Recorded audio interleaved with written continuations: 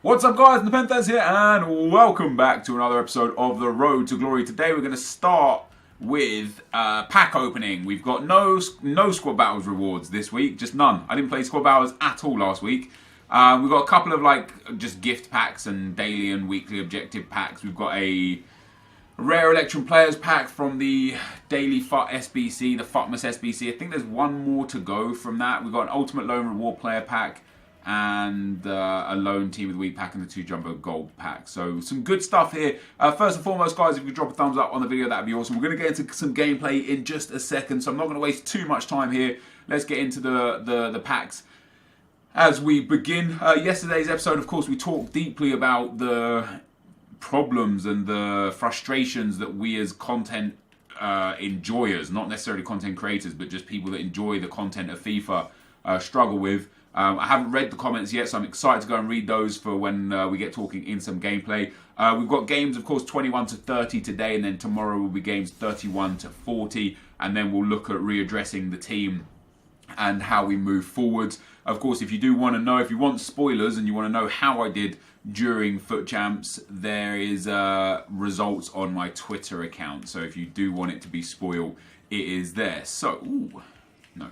I thought it was worth a few thousand. I'll probably get 400 coins for this guy. The MLS players are selling now because for some strange reason, people are expecting MLS and Pro League SBCs this Friday. We get an Ultimate Loan Reward Player pack. I think that was for playing 20 matches through these weekly rewards. It doesn't really matter who it is. I used the loan Paul Pogba that I picked up in some of the games. Ooh, a Luka Modric. Alright, maybe it does matter who it is. We'll keep that Luka Modric. No problem at all. We might use him in some games. Probably won't. I shouldn't do. We'll open the Silver Rewards pack as well. And the Lone Team of the Week pack. Now, it would be nice to get that Lionel Messi in the Lone Team of the Week pack. I never get the sick cards in the Lone Team of the Week packs. But it would be nice to get that Lionel Messi just so we can test him out, see how it feels, you know. I've got some ideas in mind as to what I want to do with the account going forwards, how I want to act, what I want to get in terms of players, where I want to build my team. But we're not going to look at that until the day after tomorrow. Oh, it's Choupo-Moting. Or is it even Choupo-Moting? It might be, no, it was Choupo-Moting. I'm just going to discard him. He's just someone I'm not interested in. If I want to use him, I can go and buy him off the market. So 4 packs remaining. 2 Jumbo Premium Gold packs. Of course, these are from the pre-order. I don't know how long these last for, but we're not getting lucky in them anyway. I don't think we've got anything valuable out of the pre-order packs, so it hasn't really given us that much of an advantage. We'll send that stuff to the club, and we'll send all of this to the club as well. And this as well. We'll send Ramis up to the trade pile and discard the remaining items for a nice chunky 500 coins. We'll then go into Jumbo Premium Gold Pack number 2. Come on EA, let's get a big player. Let's get someone nice. At least we get a shiny gold in this one. Who's it going to be? French right mid from Spurs, Sissoko? Yeah. Not really worth too much. I'm sure I'll be able to use him, utilise him in an SBC or something somewhere down the line. Some more players as well, some more contracts and fitness cards. And a couple of chem styles. Ooh, a free... Oh. You see a free pack and you think jackpot, and then it's a contract pack and you literally think, why? Why is this a thing in this game? There is already too many contracts in this game. We don't need more contracts. And now we get our rare Electrum Players pack, a hybrid pack, a split of gold and silver players, includes 12 players, 6 gold, 6 silver, all rare. Can we get a board? EA, please. Yes, we can. Let's go. Come on, be a big board. Be a big, huge player. Make me happy. Damn it. If it was Christian Eriksen, I would have been super chuffed. It's Kasper Schmeichel. It's an 83 rated. It's not the worst card in the world, but we get a board player. We also get Washok Szczesny. Amrabat, how much does he sell for? Not crazy amounts. We'll hold on to him for now. Adin, how much does he sell for? Not crazy amounts. We'll hold on to him for now. We'll hold on to all of these for now, I think. Schmeichel, Szczesny, and Haps. Not a great pack, but hey, it didn't cost me much to get it. I'll take it. I think it's reasonable. Are the 83s still going for a decent amount of coins? 3,000, 2,000, 2,500.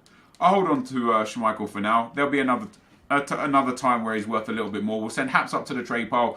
That is going to be the end, guys, of the intro of this video. We're now going to get into some gameplay and discuss more about FIFA 18 Ultimate Team. I will be right back.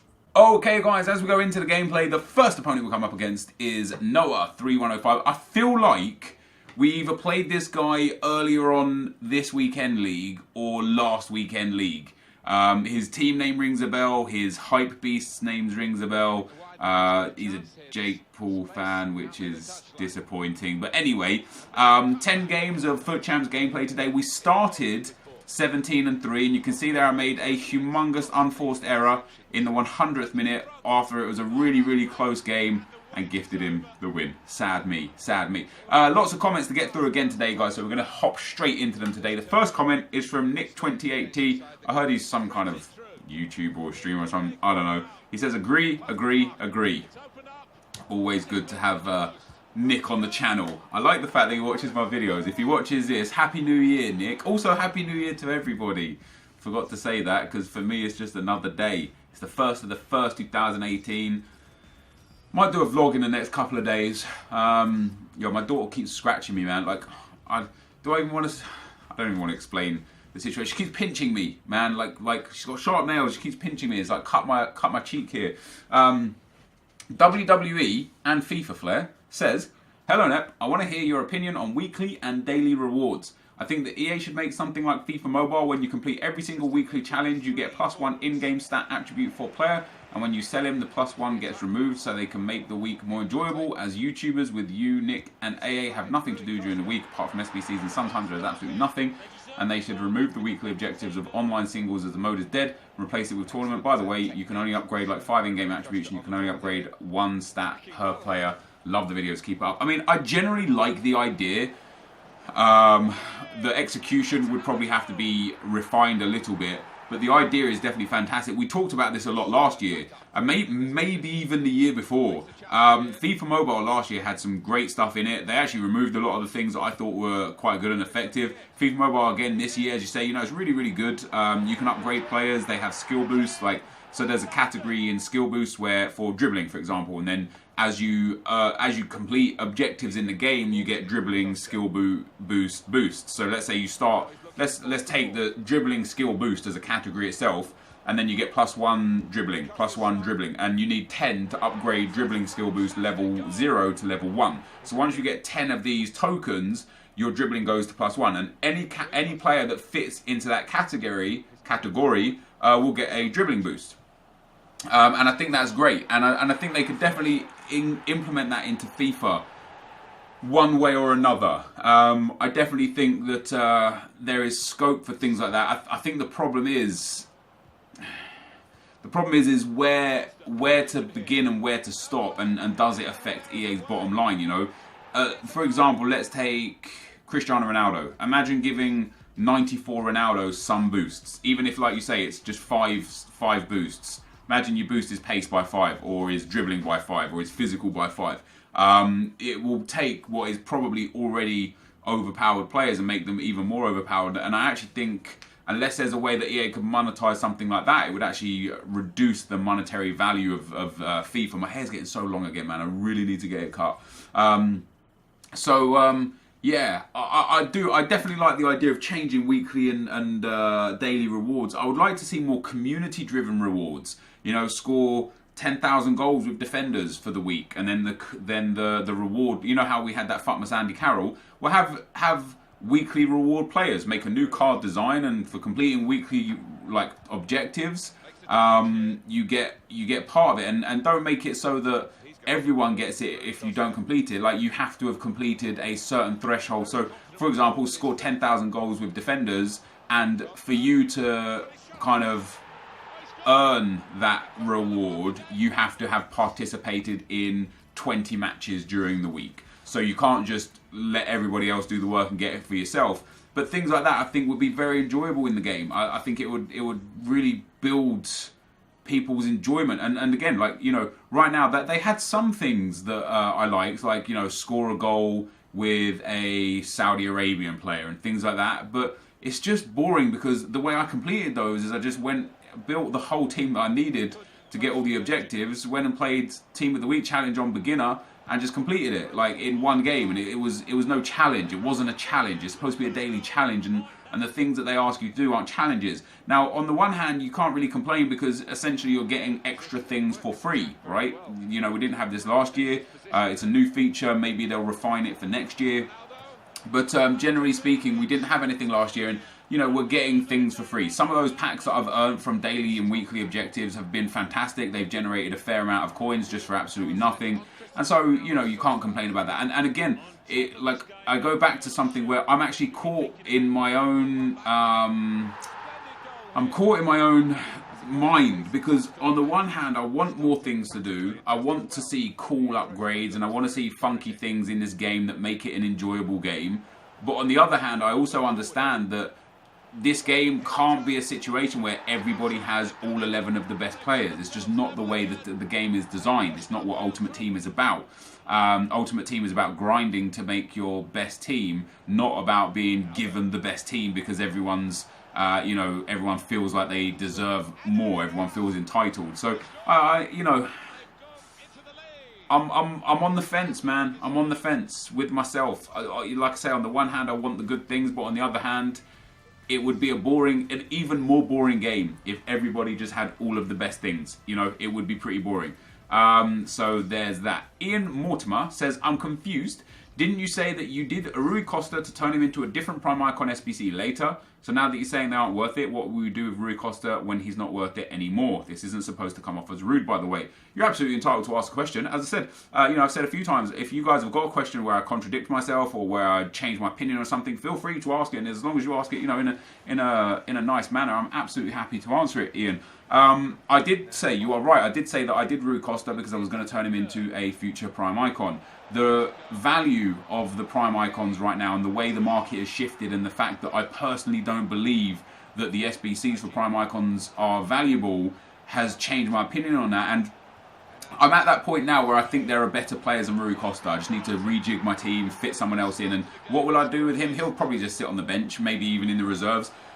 Might be a case where I use him in a different SBC somewhere down the line, you know, like when Hullet, Mateus or Ronaldo's Prime Icon SBCs come out. If that's something that's relatively affordable for me with red cards and other special items in the club, maybe that's something I'll consider doing. So, for example, if Ronaldo comes out, you know, I think we've got a good idea of how much some of the big icons are going to be, because the fact that Vieira, I don't know what his actual price is right now, the fact that Vieira's SBC, Vieira is, for some, the best CDM in the game. Vieira's 2.3 million. Henry is, let me get Thierry Henry. Henry is 2.7 million now, so he's come down. Ferdinand's down to 1 million. So these players are quite, relatively speaking, affordable for one icon if you wanted to do one icon. So if I'm going to do one icon and use this Rui Costa to get like a top tier Prime Icon, it's going to be a player that I know will be in my team for the absolute rest of FIFA. That would be a Ronaldo. That would be a Hullet. That would be a Lothar Matthäus. That would be a Paolo Maldini. One of those four players, I think, probably four of the only players that I could see myself saying, yeah, they're going to be in there for the rest of the game. Maybe there's another one here or there. Maybe Ronaldinho, but even then not, because he's left wing, and I've already got Henry and Ronaldo in the left forward spots. I can't deal with another left forward. But generally speaking, yeah, I just of the Prime Icons that are there, none of them are worth it for me. You know, I look at all of them and I think, no, I don't really want to put away coins that will become dead coins for any of these icons. Is there an icon that I like the look of? Yeah, I do like the look of Petit. You know, he's 1 million coins right now. 500,000 of that value is an icon. I have Rui Costa, so I could pay 500,000 coins to use Petit for the rest of FIFA. Do I want to use Petit for the rest of FIFA? Absolutely not. I know that eventually during Team of the Year and during other promos leading up to Team of the Season, and then eventually during Team of the Season, that I won't want to use him. And I know, as I've explained before, for some people it's more about the absolute here and the absolute now.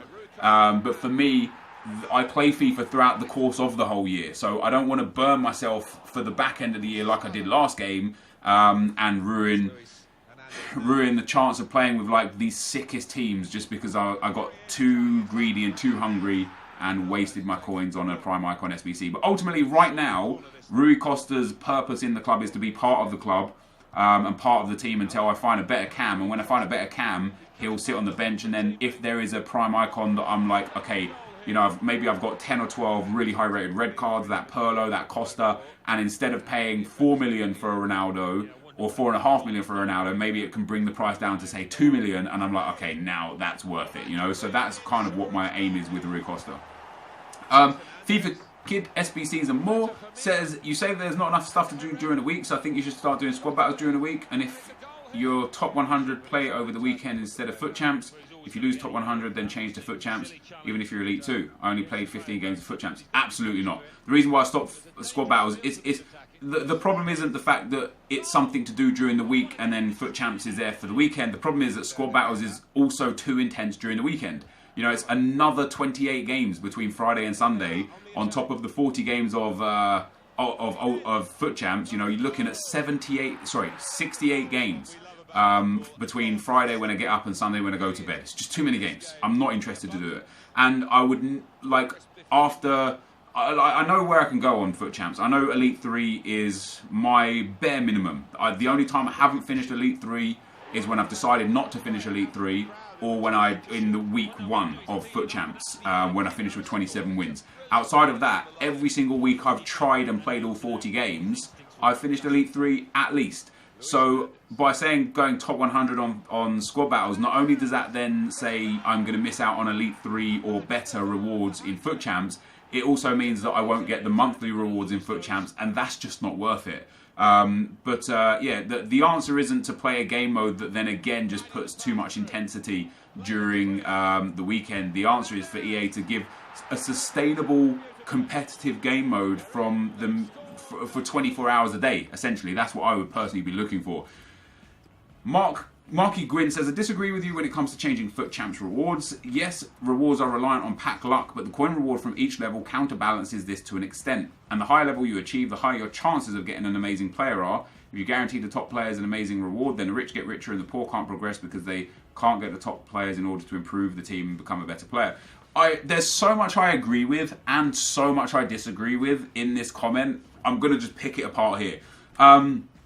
Your rewards are reliant on pack luck, which I agree with, but the coin reward from each level counterbalances to an extent, which I absolutely disagree with. The difference between, let's even just take Gold 2 and Gold 1, the difference between Gold 2, which you can achieve from 21 wins, is 45,000 coins, and Gold 1, which could be as many as 28 wins, is 50,000 coins. So you could win 7 games extra between Gold 2 and Gold 1 and earn 5,000 coins extra. On top of that, between Elite 3 and Elite 2, Elite 3 you could get as few as 29 wins, and Elite 2 you could get as many as 33 wins, which in some instances is only 3 or 4 wins off of top 100, let alone the fact that it's only 1 win off of Elite 1, and you get 30,000 coins extra. Again, it's just not worth it. It's not fair. That's what I'll say. I wouldn't say it's not worth it, because I think it is worth it. But it's not fair on the people that, like, again, you could finish 21 and 19 and you get 45,000 coins in the packs and so on and so forth. And out of those packs, it might be a situation where you get someone incredible, and you can finish on 28 wins and you get 50,000 coins and 2 100k packs, and you get something terrible. So I don't necessarily think there's a fair balance there. Again, I agree with you say that the higher level you achieve, the higher your chances of getting an amazing player are. That they are a higher chance, but it's not a higher chance in the sense of actually any like real value. That's like saying, you know, if you're elite, let's say you're Gold 3, you buy 1 lottery ticket, or if you're Elite 3, you buy 3 lottery tickets, you're still not going to win the lottery. You know what I mean? Like, yeah, sure, you've got 3 tickets instead of 1, but you're still going to get crap. And that's how I see that. Like, yeah, you have a better chance, but because the pack weight is so low this year, you don't really have that much of a better chance, in my opinion. If you guarantee the top players amazing rewards, the rich get richer and the poor can't progress. And I agree that the rich would get richer, which they already do, because the best players get those 11 informs, all those coins, all those 100k packs. So just by natural attrition, they get more. But that's not to say that the poor can't progress because they can't get the top players, because you can build a full meta team with like 300,000 coins, and that's not difficult to achieve. You know, you don't even have to play this game hardcore to achieve 300,000 coins. You could probably play casually for a couple of weeks and have that sort of money. So I don't think it says that the poor or lesser players can't progress because of a different reward structure. I think it would give them incentive to progress, because right now, what's the incentive to progress? Because they could finish Gold 3 and pack an icon, and they could finish Elite 1 and pack absolutely nothing. You know, so why bother trying to get better or trying to progress when you have a chance to get the same, if not better, than the people that are better than you? And I think that's the difference, in my personal opinion. Dan Fawcett said, this didn't hit my sub box, had to go directly to the channel.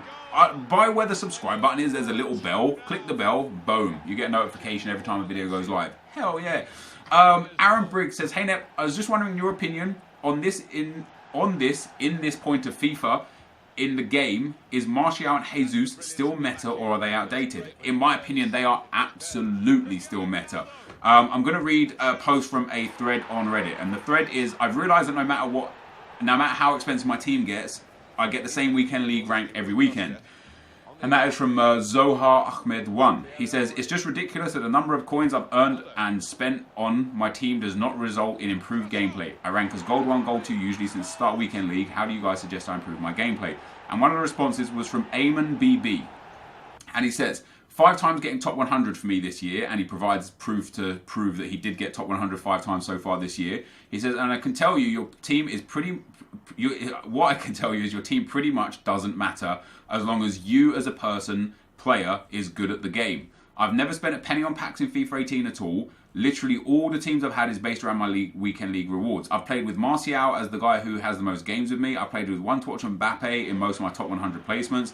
And I've literally just had the same obvious sweaty team as the average person. Alaba, Boateng, Bailly, Nainggolan, Martial, Mbappe, Willian. And those players are more than enough to give you top 100 if you just have an actual understanding of the game. You don't improve as your rank stays the same because you spend more time building your team than you spend playing the actual game. It's common sense in gaming that if you want to reach the top, you will need to become good at playing the game, not good at building your team.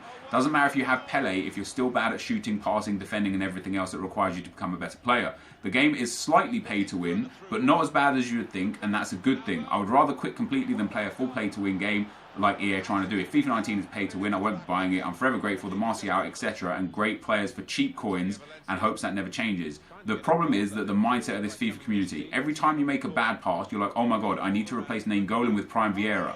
Not really. You just need to know a better timing to pass the ball. It's not Nainggolan's fault, it's yours. And then he puts in brackets, unless it's the game like lag and stuff, then it doesn't matter which player you have. So to answer the question, are Martial and Jesus still meta, or are they outdated? They're absolutely still meta. And I think what Eamon BB says there is so true. That, like, and it's something I've said a lot. The team doesn't really matter as long as you've got like a solid foundation for a team that covers the basics. It's down to you. And the only time the team will be important is if you have like a full mega team against someone with a regular meta team, and you're both very, very evenly skilled. Then your team will prevail because you're going to have that small edge. But in terms of your general play and your general game, the team it's just irrelevant. Like Eamon says, if you don't know how to shoot, if you don't understand the shooting mechanics properly, doesn't matter who you have in front of goal, you're not going to score. And that's why for me, I struggle so much with defending. It doesn't matter if I have Bailly and Boateng, or if I have Maldini and Rio Ferdinand, or if I have, if I have, say, a Chiellini Pro Player card, 99 rate Chiellini. It won't make any difference to me because I'm terrible at defending. And if I can't defend, I can have the best defenders this game has ever seen, and I'm still not going to be able to defend. So yeah, I definitely still think they're valuable. And on that note, there was OMSSS96 says, bro, you're falling into a trap like last year, calling bang average players great and great players not worth it. Herrera and Saul are bang average. When you finished Elite 1, you had Vieira. And trust me, players like that do make a difference. And I didn't dispute that they didn't make a difference. I just don't think they make as much difference as people make out. And that's coming not just from me, but from a top 100 player. I absolutely disagree with you with Herrera. I think Herrera is phenomenal. I think Saul is definitely not the greatest. He lacks a few certain qualities. I think his height most specifically. But I'm not falling into a trap of calling bang average players great in my opinion, and you have to accept my opinion. If I think Herrera is great, but you don't think Herrera is great, you just have to accept my opinion. You don't have to agree with my opinion, but you have to accept it and respect it. Just like if you don't think Herrera is great, I respect that, and you feel free to put somebody else into your team. You know, it doesn't make any difference to me if you do or don't use Ander Herrera.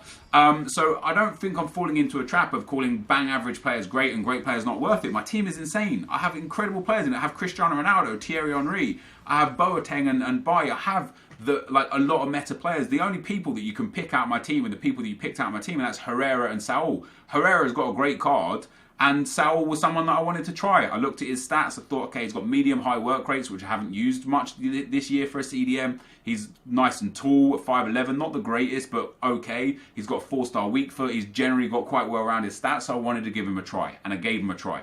I actually liked him for a while, and then sometimes I didn't like him. But you say I finished Elite 1 when I had Vieira. Well, I also finished Elite 1 when I didn't have Vieira. And I also didn't finish Elite 1 when I did have Vieira. You know, there was one weekend where I finished Elite 1 with Vieira, but there was like 4 weekends when I didn't finish Elite 1 with Vieira. And it goes to show and amplify what Eamon BB was saying, is that it doesn't matter who you've got, it's the person that's on the controller that makes the biggest difference. There was one more comment from Marky Gwyn, says, Nep, have you ever considered playing without the provocative goal celebrations? I always find that when I do that, my opponent's plays better because he's fired up by the celebration. Maybe give it a try this weekend. I didn't play with those celebrations for much of the year so far this year.